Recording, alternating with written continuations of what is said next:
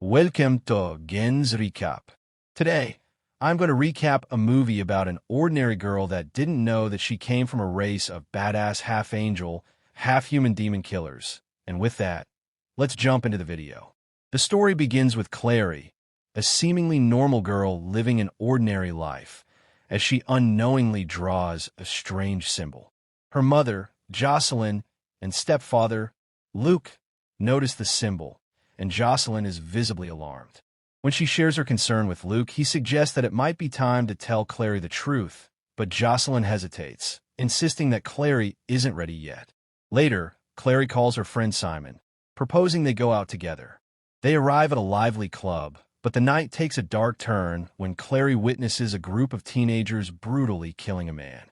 To her shock, no one else seems to see the attackers, but Clary screams, drawing the attention of the group, who flee the scene. However, one of the killers appears to recognize her. The next morning, Clary tries to dismiss the disturbing events, but things become more unsettling when she wakes up to find the same symbol from the previous day scrawled all over her room, and she doesn't remember how they got there. Unaware to her, she drew them while in a sleepwalking state. Terrified, she decides to leave the house to clear her head. She meets Simon at a coffee shop, and while sharing her story, Simon grows concerned about her mental state, believing her tale makes no sense. Clary notices a familiar man from the previous night watching her outside, and this makes her freak out. Determined to find answers, she confronts him. When she shows him the symbol she's been drawing, he reveals himself as Jace and tells Clary she isn't a mundane. She asks why she's drawing this and what a mundane is. He goes on to explain that it is a term for ordinary humans without powers. Instead, Clary is something much more extraordinary. Confused and seeking clarity about her origins, Clary presses Jace for answers. If you feel like watching this movie someday, the title is in the comments under the video. Meanwhile, Clary receives a frantic and cryptic phone call from her mother, who warns her not to return home and urges her to contact Luke. Panicked, Clary rushes back home, only to find the place in ruins and her mother missing. She is then attacked by a demon, but is saved by Jace, who uses a special blade and fire to kill the creature. Jace explains that demons exist all around humanity, and the man she saw them kill that night was a vampire, and that Clary's life is intertwined with their world. Together, they visit Dorotha, a neighbor who surprises Clary by being able to see Jace, which under normal circumstances should not be possible. Dorotha reveals herself as a witch and helps Clary discover a photo of the Mortal Cup through a set of enchanted cards. She also informs Clary that her mother was a shadow hunter, a warrior with special powers just like Clary herself. Their conversation is interrupted by a noise upstairs, where they find Simon. Reuniting, the trio decides to team up to search for Clary's missing mother, embarking on a journey. Jace notices a burnt photo that appears to be of Clary's father. Shortly after, they go to search for Luke at his shop. There, they encounter two evil shadow hunters, Pangborn and Blackwell, who are interrogating Luke for the Mortal Cup. During the interrogation, Luke shockingly claims he doesn't care about Clary or her mother.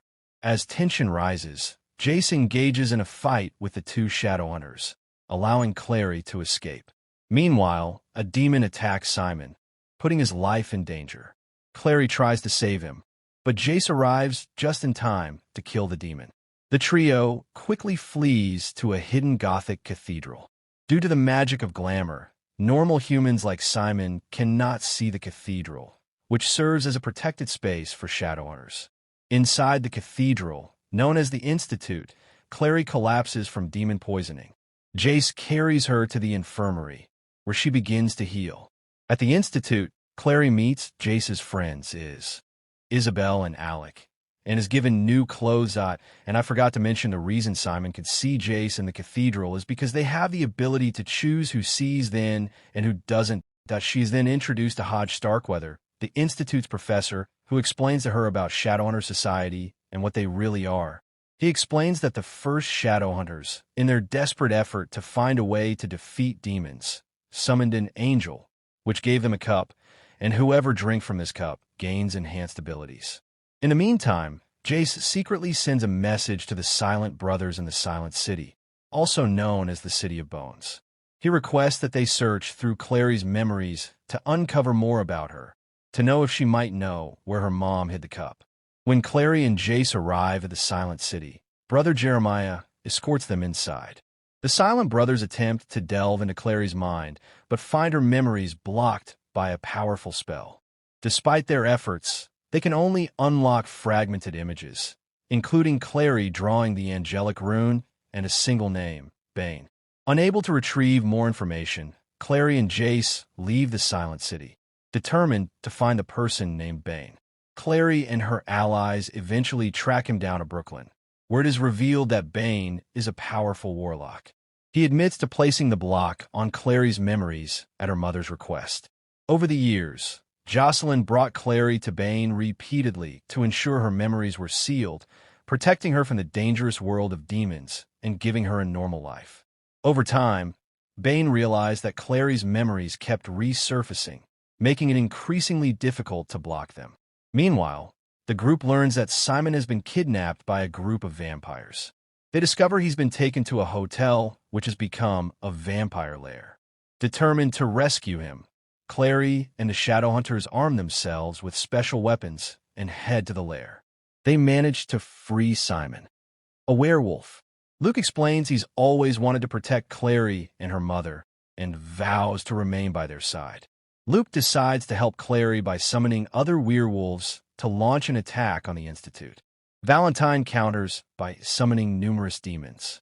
Clary, Isabel, Luke, and his werewolves unite to battle the demonic onslaught. During the chaos, Clary extracts a rune from her hand, successfully halting the demons, allowing the group to escape the attack. Meanwhile, Isabel and Simon work together to close the portal, releasing the demons. Hodge chooses to assist them, and together they finally manage to shut the portal, cutting off the demons' entry to the human world. With the immediate threat gone, Clary confronts Valentine. He reveals that Jace is his son and, shockingly, that he is also her father, making Clary and Jace siblings. Horrified, the two struggle to process this revelation, especially given their romantic feelings for each other. Valentine takes pleasure in their despair and tries to use it to his advantage, demanding Clary consume the blood from the mortal cup. When she refuses, he becomes enraged as their brutal fight rages on. The mortal cup and card fall near Clary. Seeing Jace struggling, Clary devises a plan to save him. She threatens to throw the cup through the portal, causing Valentine to stop and focus on her. She boldly accuses Valentine of being a fraud, stating that her real father would understand her true intentions. Clary tricks Valentine by handing him a replica of the mortal cup and, with quick thinking, shoves him into the portal. Valentine attempts to grab her, but Clary and Jace work together to freeze the portal, severing his hand and finally ending the battle.